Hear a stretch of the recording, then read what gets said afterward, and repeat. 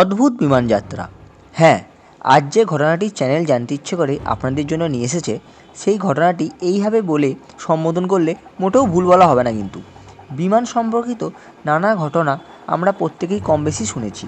বিমানে ওঠার ইচ্ছা আমাদের প্রত্যেকেরই আছে, আবার অনেকেরই এই ইচ্ছা পূরণও হয়েছে। আজ এমন একটি বিমান যাত্রার ঘটনা আপনাদের বলবো, যা বিমানবন্দর থেকে টেক অফের পর হঠাৎই উধাও হয়ে গেছিল আর ফিরে এসেছিল প্রায় ৩৫ বছর পর। অনেকে এই ঘটনাকে টাইম ট্রাভেলের সঙ্গে জুড়ে থাকে, আবার অনেকে বলে ঘটনাটা নাকি ভৌতিক।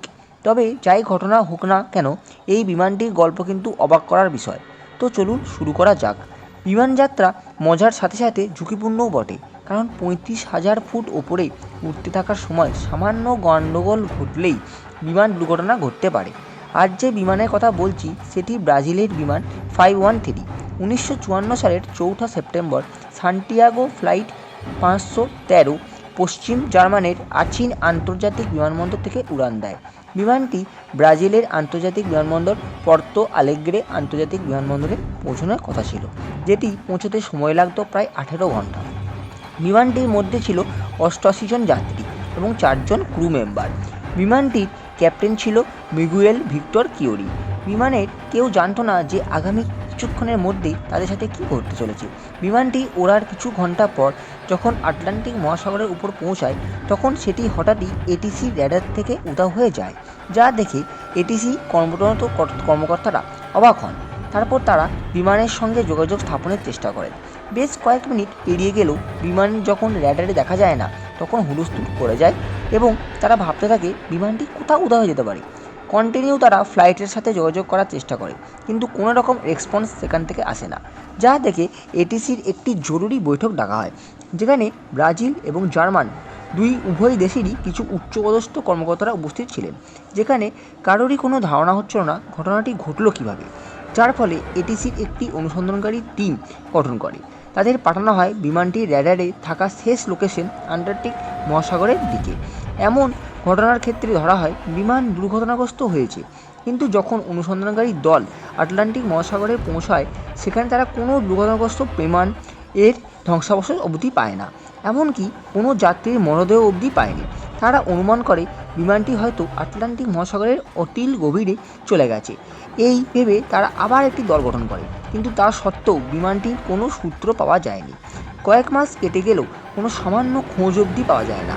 এইভাবে প্রায় ২ বছর লাগাতার সার্চ অপারেশন চললেও কোনো সন্ধান মেলেনি, যার ফলে অপারেশন বন্ধ করে দেওয়া হয়। এরপর ১২ই অক্টোবর ১৯৮৯ সালে একটি অজানা বিমান ব্রাজিলের পোর্ট অ্যালেকজান্ড্রে বিমানবন্দরের দিকে দ্রুত এগিয়ে আসছিল। এটিসির কর্মচারীরা যা জানতে পেরে বিমানটির সাথে যোগাযোগের চেষ্টা করে, কিন্তু বিমান থেকে কোনো উত্তর আসে না।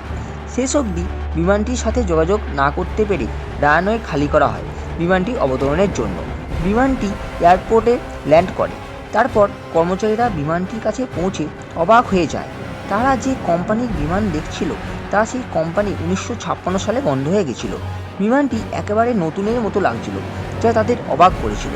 এত বছর আগে বন্ধ হওয়া কোম্পানির বিমান কীভাবে এত নতুন থাকতে পারে এবং এয়ারপোর্টেতে ল্যান্ড করতে পারে? উচ্চপদস্থ অফিসাররা কর্মচারীদের বিমানের ভেতর প্রবেশ করতে বললে তারা ভিতরে ঢুকে রীতিমতো চিৎকার করে ওঠে। ভিতরে ছিল শুধুই কঙ্কাল। সিটগুলিতে সিট বেল্ট বাঁধা অবস্থায় কঙ্কালগুলি বসেছিল। এমনকি বিমানের ক্যাপ্টেনও কঙ্কাল অবস্থায় চালকের আসনে বসেছিল।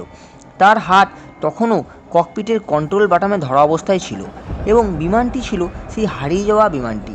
আশ্চর্য বিষয়, বিমানটি এতদিন কোথায় ছিল এবং যখন কেউ বেঁচে নেই, তাহলে এত নিখুঁতভাবে এটি ল্যান্ড করলো কীভাবে?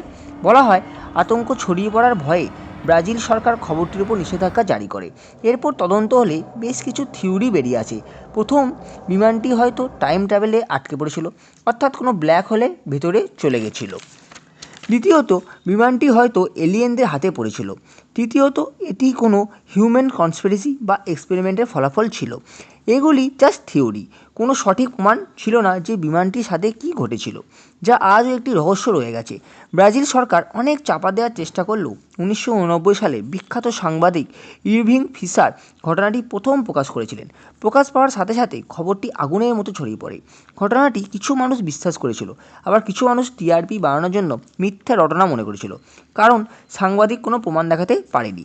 আপনাদের কী মতামত তা অবশ্যই কমেন্ট করে জানাবেন। আপাতত এইটুকু বন্ধুরা, চ্যানেলটি সাবস্ক্রাইব করে ভিডিওটি লাইক করে পাশে থাকার অনুরোধ থাকলো প্রত্যেকের কাছে। ধন্যবাদ সবাইকে।